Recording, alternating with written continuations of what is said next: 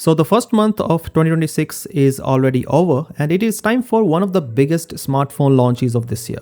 I am talking about the Samsung Galaxy S26 series, which is expected to launch on the 25th of this month. So while we have almost 3 weeks left for the launch, there have already been a ton of leaks and rumors. But today we got the official look at the Samsung Galaxy S26 Ultra thanks to Evan Blass. So Evan shared this image of the Samsung Galaxy S26 Ultra, which shows the camera module design and also the purple color option. This image shows that this year Samsung went for a camera island for the 3 vertically placed cameras on the rear. This is the first time since the Samsung Galaxy S21 Ultra that an Ultra phone from Samsung has a camera island. And this camera island design is similar to what we saw last year on the Galaxy Z Fold 7. The phone has a flat frame, which is not new anymore, and there is also an S Pen as we can see in the image. But it looks like the color of the S Pen is not going to be the same as the color of the phone. We can see that the S Pen is black in this image, even for the violet color option.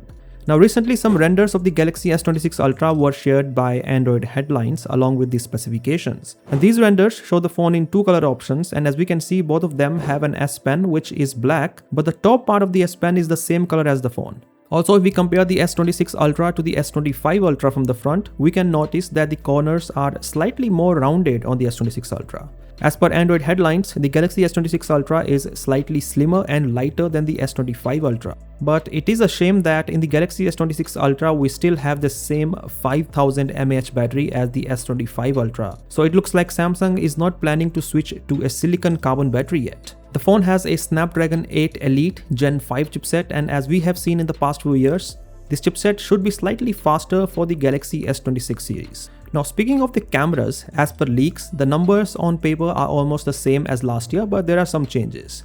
So we have a 200 megapixel Samsung HP2 sensor for the primary camera, which is the same sensor that was used on the S25 Ultra. But this year the lens has a wider f1.4 aperture compared to f1.7 last year. This means the sensor can capture more light, and so the low light performance should be better. The ultra-wide camera has a 50 megapixel Samsung JN3 sensor, which is the same as last year. Then we have a 3x telephoto camera, which now uses a Samsung sensor instead of a Sony sensor. Finally, we have a 5x periscope telephoto camera with a 50 megapixel Sony IMX854 sensor. Again, this is the same sensor as the last year's S25 Ultra, but the lens has a wider f2.9 aperture this time versus f3.4 last year.